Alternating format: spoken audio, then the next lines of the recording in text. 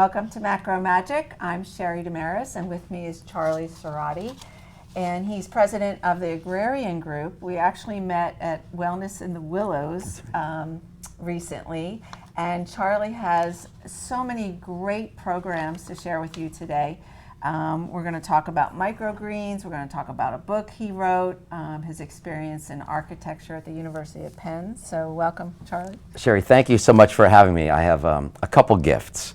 So you mentioned the microgreens. We're going to talk a lot about them, but this is a fresh pack of the bat mix, which is broccoli, arugula, and turnip.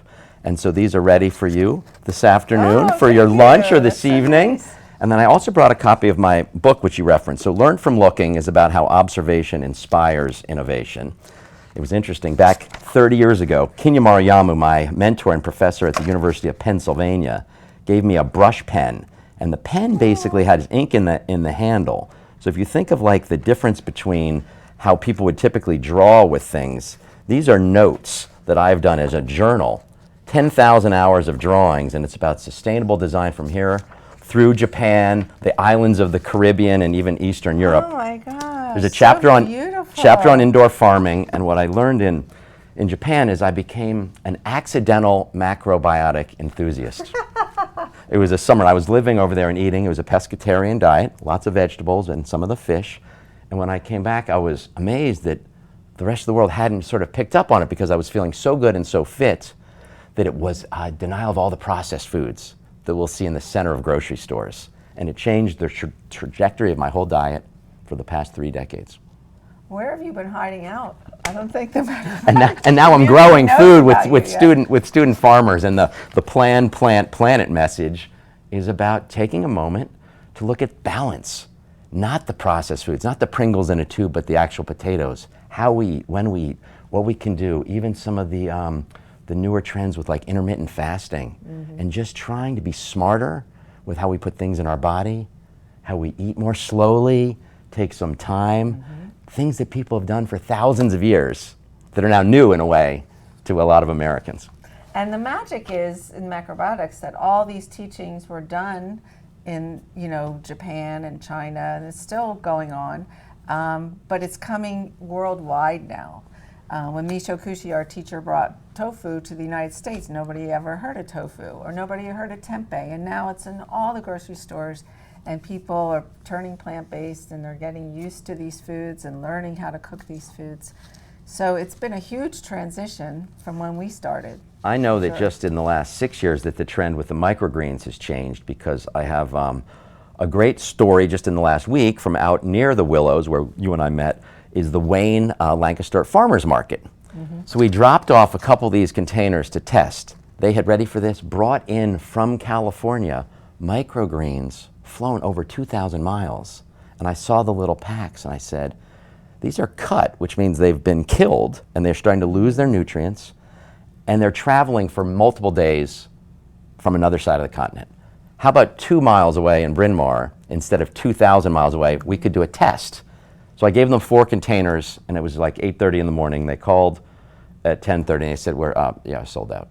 We need more. I said, well, I don't have more. I have to keep growing. So we have our Student Farmers Org, the nonprofit that is cultivating as a sort of decentralized grow operation. The next day was 8. They called now, it was at 10:30, said we're sold out. Then the next day was 12. So this last Saturday, dropped off 18, and by 12:30, they want more. So it's happening. This is really about awareness and getting people to understand the flavors, the combination, the health benefits. Not a diet, it's a lifestyle to me about health and wellness. And Jim Lyons, who was on our show a couple weeks ago from Blue Moon Acres, that's how he started his farm, was growing microgreens and selling them.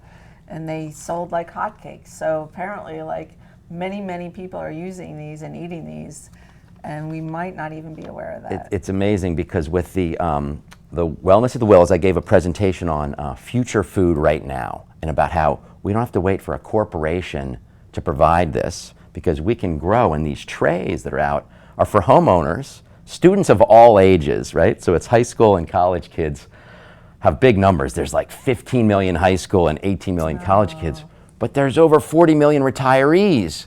So the idea of having a tray that can have, with the little seed pack, The ability for you in your own home to sprinkle them out on the jute mat, spray them with the water, and in 1 week, you get food.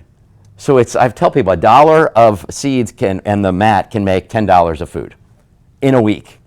And now all of a sudden it's not an exotic that is like just a garnish at a steak shop on the side of a piece of meat, right? Microgreens were never sold as a staple. We're gonna try, and it's a big job, to make them like an avocado, a superfood.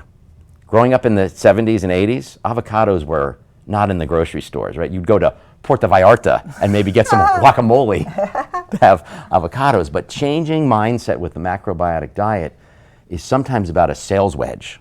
So I see these microgreens as a cheap and fast, easy way to get people excited, grow something at home. The families that now have siblings, one from high school dialed in and said, I need another set of trays, which I'm taking after this shoot to their house because the middle school kid wants to keep up with the older brother in high school to grow food, right? But momentum. And then the parents hopefully learn from the kids in a way. So this is a strategy of attacking a challenge, which is 20% overweight children, clinically obese in some cases, 40% for obesity for adults. If we can change that mindset for something as simple as a micro, a small green, for the macro diet, the large diet, maybe we make a wedge in the change. Now tell me a little bit about how do you know they're fully grown? Like you put the seeds in, is there a certain number of days or do they reach a certain number of inches? Love the question. So the instruction kit that we have talks about the parts that come, which are the trays and the mat and the seeds, but then it has day by day what happens. So on day 1, you just basically sprinkle the seeds onto the mat, and what you're going to do is have with the spray the activation of germination for 3 days. It comes with a third tray so that when you cover it, they're dark. Spraying morning and evening keeps them moist. So you've created a little environment where they're happy to start their life. If they're dry, they're not going to germinate. So that moisture is a catalyst.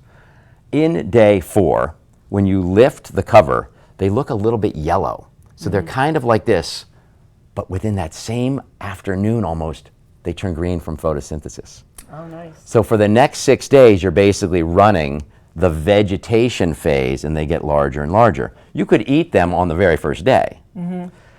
It's a baby plant, so just so everyone's clear, like the microgreen concept of basically having something small is the first 7 to 10 days of growth of any plant. So the broccoli, the arugula, and the turnip, in this case the mix, is mini plants. If you keep letting them grow, they will become broccoli, arugula, and turnip. You could go put these in your garden if You wanted could, to grow but them into plants. here's what's going to happen. They're competing at such a high density. The basically, think of it as the seeds for the mix, like the microgreen seeds, are hyper germination sensitive, so they've been selected out to germinate faster. So when they're this dense, they're competing at the root level, and they won't become as healthy of a head of broccoli. So if you sprinkle a few seeds and sprout them, you could put them in your garden. Absolutely. Okay. That's really not the intention. There are better ways to grow broccoli, full, florets. But the idea of this mat, this sort of lawn of food, is with scissors you can cut or you can pull them. I throw them on an omelet in the morning. I throw them on wraps for lunch. I throw them in soups and stews at the end of the day. I'm putting them into my lifestyle. And so I think at age 56, I'm trying to stay in shape and conscious of the kind of anti-aging was interesting for me a little bit. Now I'm thinking of like reverse aging. Like what can I do? I'm healthier in a way than some people might have been in their teens and 20s. Okay, it's a lifestyle decision though to wake up and brush your teeth and water your microgreens. I think it's healthy to have those tasks, and especially for kids to learn that food doesn't just magically show up like on a shelf in a plastic bag. It's so wonderful for kids to see plants grow. We do that in our Spirit of Rice documentary about how just getting a garden container and planting seeds. It's so great for kids to with the environment. I bond know with plants. the last message here, which is planet, is really about environmental stewardship. So there's a statistic that always amazes me, and I speak to it at conferences. 24% of greenhouse gas emissions come from the industrial agriculture complex. The making and moving of food is a higher output of CO2 emissions and the methanes, the greenhouse gas, than all of transportation. So we're focused, and I have one, a little electric car that I drove over here. That's great, and I have solar on the roof and plug it in, and the rainwater collection, which is great for a home garden. But if we look at the food and how it moves, it has such an environmental negative impact. Growing locally for the farm market is one thing. Having some of these at home, talk about farm to table. It could be arm's length farm to table. So I'm sort of thinking about the whole picture, not just the nutrients in the food and the health, but the sustainability at the core. Now, you mentioned businesses in your bio. Are you reaching out to businesses as well with these So projects? it's interesting. We have with the Juice Pod, which is a chain that puts them on avocado toast, and then we have the Griffin Cafe. So we've seen now the interest. People start to learn what I'm doing through social media, and the sustainability _Charlie gets a little traction. But the YouTube videos and the Learn from Looking channel, it's to me making enough noise in enough smart ways that people raise their hand and they say, I want to learn a little bit more. So it's not advertising, right? It's communication. And speaking at the Radnor Reds Talk, it was like a TED Talk series. I was the premier speaker for the high school, and it was so exciting to have an 18-minute window with a room, with all the teenagers to say, we can do this. We don't have to wait for government. We don't have to wait for the big corporations. We can start buying some seeds for $1 and make some $10 worth of food in a week. And they got clapped at the end, which felt good. So how do they buy these from you, or do they order them online? So How do they the get nonprofit, my son with friends from his high school started the 501c3 studentfarmers.org, and buy at volume the seeds, the mats, the trays, to basically be able to give them to fellow students at a, it's a cost plus. There's an admin cost of moving them. But it's basically the kits that would make, in this case, almost $100 of food for the 4 sets of trays with the seeds for each, would be $40 or $50 on the internet, and this is like $29. And then the seeds each week, if you want to get on a subscription, are a couple dollars. So you can get these mailed to your house. That's right. The studentfarmers.org is set up to do either drive time delivery, like sometimes in the region, if there's someone delivering the actual microgreens, it might just be a drop off on the back step, or put it in the mail. There's UPS and Postal Service. We're trying to change the game, Sherry, to be, I'll tell you a wake up call. $800 million is what the Girl Scouts sold last year in cookies. There are 3.7 million Girl Scouts selling almost what will be $1 billion of cookies. We want to change the game with microgreens and superfood. So you won't get cavities anymore. I think it's about empowering the youth, and then also if we can get the retirees interested. I did a class, I was invited to the mainline school nights to teach a class on microgreen and windowsill farming, and the entire roster were senior citizens. These are, men and women over the age, my age, in their 60s, excited to see that level of interest, right? So we have no barrier in age. Yeah, you can do it in elementary schools, I'm sure. I think the students of all ages to learn, and I'm a sponge for, when I got to travel overseas in Japan and Eastern Europe, to see how people were doing things differently. This is a way to just introduce something that's kind of easy. I mean, spraying them, a couple times morning and evening. Do you need to keep them by a window? So you do need for photosynthesis light. Now they could be on a windowsill, they could be on a table near a windowsill, and then on the website, if people have an apartment that's really just facing north, we do have, there's about $100 grow light that you could use. One of the things we've developed with a family is an under counter light.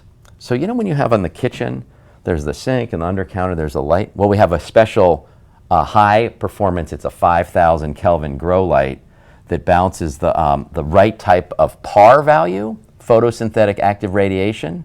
Looks like white light, but it's growing the plants right on the kitchen counter. Wow. So we're trying to think of where can we cross the line into change from inaction? How do we move the ball? It's interesting you point this out, because when I used to do garden to plate programs in our school, our middle school, there was a company that would bring the containers inside and you can just grow all this stuff inside. So are you looking to expand these at all to incorporate other types of plants, or are you just sticking with the microgreen? It's a super great question. We see the microgreens as a hero product. So this bat mix, the broccoli, arugula, and turnip, great for heart health with the broccoli. Arugula, great for sports performance and the reduced inflammation for muscle recovery. The turnip, great for skin and hair health. So we're thinking of like, how do we start something that is easy and good? Uber did not start with delivering food, right? They took in New York and San Francisco this idea that someone needed to get from A to B. They didn't want to wait for a cab or a town car, so they made it easy on your phone. We want to make it easy, fast, and affordable for people to grow the food. Down the road, if there's a whole gardening kit for lettuce, great. If you want to wait the 5 or 6 weeks to get a real good head of romaine, we will help you. But 1 week turn also was, to me, in a kind of a world of increasing a diminished attention span, seeing them grow within the week and then get you get to eat them. Yeah. And you know, with your cooking, as a chef, to incorporate them in the different flavors. That's wonderful. We're going to take a commercial break. When we come back, we're going to learn more about microgreens, how to grow them, and how to eat them, how to cook with them. Thanks. A stroke can be easy to detect. A loved one can't speak. Perhaps they can't move. But there's another sign of a stroke that many of us can't see. It's called spatial neglect, and it can occur during or after a stroke, causing distorted visual movements. Fortunately, there's a solution by using optical prism technology during rehabilitation. If you or a loved one have experienced a stroke, ask your doctor about spatial neglect. Spatial neglect. See the whole picture at KesslerFoundation.org.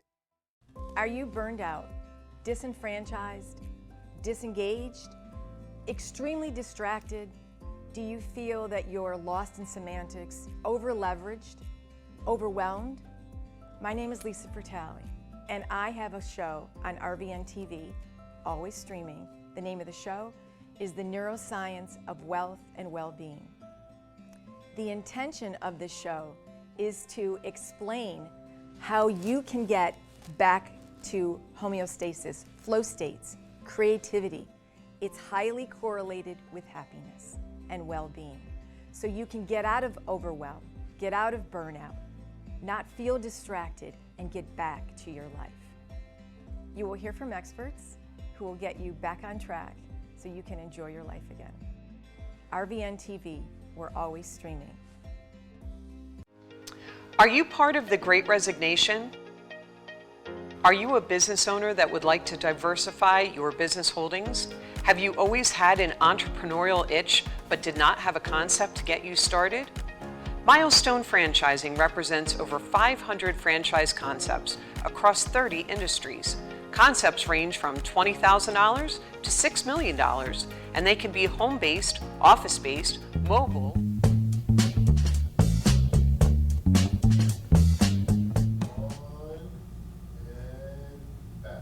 Welcome back to MacroMagic. I'm Sherry Damaris with Charlie Szoradi, president of the Agrarian Group, and we just discussed his awesome new project of helping to sell and distribute microgreens throughout the country, right? That's right. And all the benefits of microgreens. Before we get into how to cook these, we want to ask you a couple questions about the nutrient value of eating a microgreen compared to a fully grown, like, broccoli plant. Terrific. So the hidden secret of these little magic forms of growth is that they often pack 10 or more times the nutrients of their mature counterparts just in the first 10 days of growth. So it's 10 and 10. If you can remember from the time of germination, the 3 days and the 7 days of growth, that's 10 days, 10 times the nutrients. So that cup of broccoli, which is loaded with great things to eat, has the equivalent of 1/10 the weight. I didn't love eating tons and tons of vegetables at multiple meals a day. So this is back 2017, 6 years ago, a trigger for me for my own health and wellness, to think of, like, how could I get more affordable food? I didn't love going to the farm markets every other day to have fresh stuff. I wanted to have something in the fridge. So 10 times is the number. Some pack up to 40 times the nutrients. And the way to think about it is a young animal, like, you know, when you see a child that has the brain and, like, the development of just the body, is holding all of the goods in its beginning state. The nutrients then are working their way up into becoming the stalk and their infrastructure. So instead of wasting the time of a month and that work, transpiration, right, drawing the moisture from the ground source up into and then evaporating, like all that work that plants do with photosynthesis is captured in those first 10 days. And to eat them is so easy because now you can either cut, like literally with the scissors, lifting and snipping them, or just pull them out and eat the whole roots as well. And once you cut them, they don't grow back. That's right. So basically, because the seed has those nutrients initially and it's popped up, you're taking with it the ability for it to regrow. So it's not a fig tree that's going to keep yielding. Or sometimes with basil, what we found, and it was interesting, like I'll take the basil sometimes that either I'll grow from seeds, but also sometimes in a rush if I'm at the market, the one that have the roots in the plastic bag. And you can grow those actually on a windowsill and buy another week or two. That inspired us initially to deliver these live.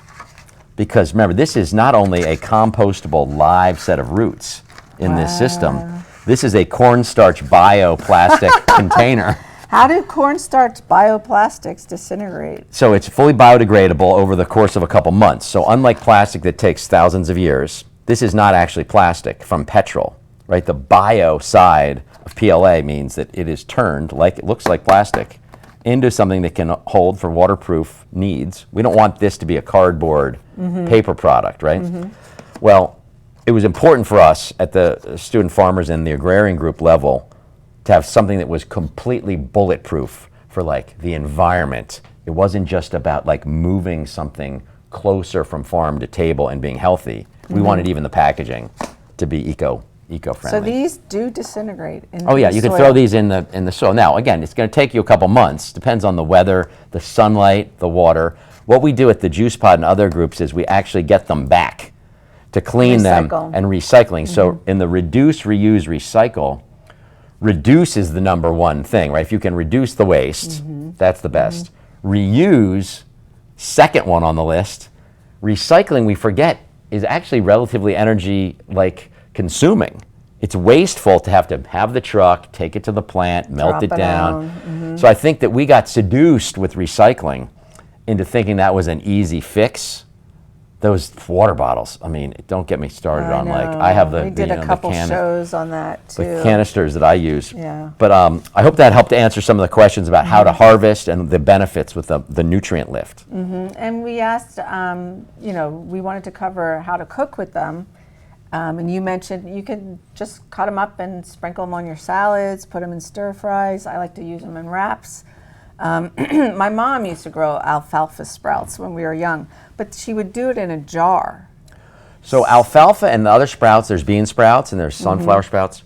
The sprout is basically what I was talking about when it goes from the germination into that first day or two before the leaves really start to show up. Because so these are the microgreens. That's right. They're green on top. and so then think the of it as sprouts. seed, sprout, microgreen, plant. Okay. Right, and so what the disadvantage for me with the sprouts is in the stereotype of all the difference between how things are grown. Sprouts are in water and microgreens are in soil. These can be hydroponically grown. You just need a medium. So the actual material, whether it's a hemp or in this case a jute, is the material that's very thin that then the roots can hold on to something. And they're reaching through. This is kept moist, either by pouring a glass of water, spraying them. I sometimes lift the base and just put the water in with 8 ounces. And the instructions and the videos on the website for student farmers explain it. But again, it's habit forming, like something you do like brushing your teeth, and then getting to eat them. I'll even show up at a cocktail party or dinner party with friends and bring these with a bottle of wine. You know what I'm saying? So I feel like I've brought something that I made. And people can't believe it. They're like, it's an exotic where they sell for so much money at the health food and the gourmet shops. Oh, tremendous amount of money. You buy them in a little bag and it's like $7 or $8. That's right. And we came in, the farmer's market had them for $7.99 from California because of the shipping cost. And they're now $2 less because they're local, and weekends for people that want to grow them themselves. I just thought of something too. Cut that down. It would be amazing to have students, I'll put them in their dorm rooms at colleges, because you know so many of the kids, you know, snack on, you know, really highly processed foods all the time to stay up and do their exams, and to have at least something green and healthy in their diet on a regular basis. Preaching to the choir. I wanted with the dorm rooms these kits where we would have, I put them on pizza. I put them on all kinds of stuff, right? So the idea from a social media and a viral marketing side to get young people to start adopting something that's so healthy. The sports performance I specifically referenced along with healthy hair and skin, because saving their potential for like cancer down the road for a teenager, not a huge priority. Healthy skin, sports performance, being able to recover from like working out and the playing whatever sport they happen to play is important. But the food, I've been the, again, like less sophisticated chef. So I'm not cooking these, I'm just cutting them and they're raw. And raw food is often from a nutrient level, you know, really, really healthy. I like it with the eggs. I like it with those wraps. I like it with the like a lentil stew.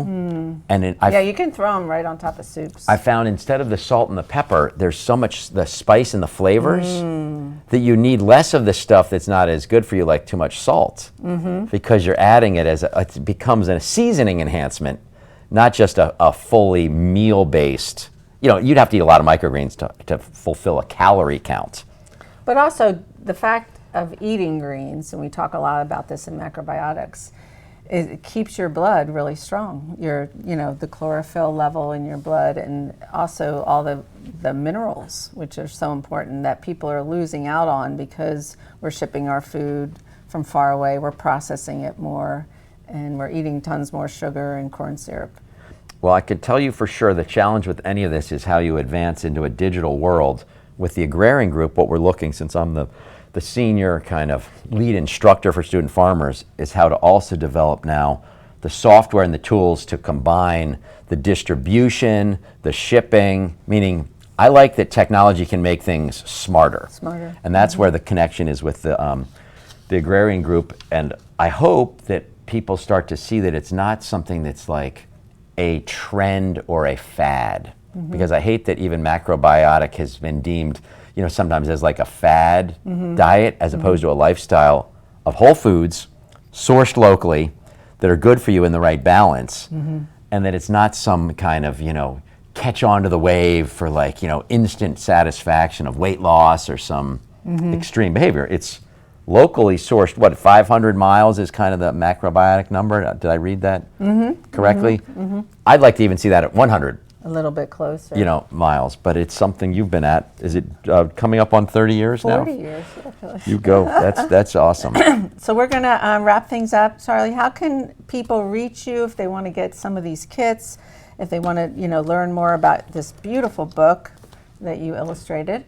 How can they get in touch with you? theagrariangroup.com, where I'm the president, is the company, and then studentfarmers.org.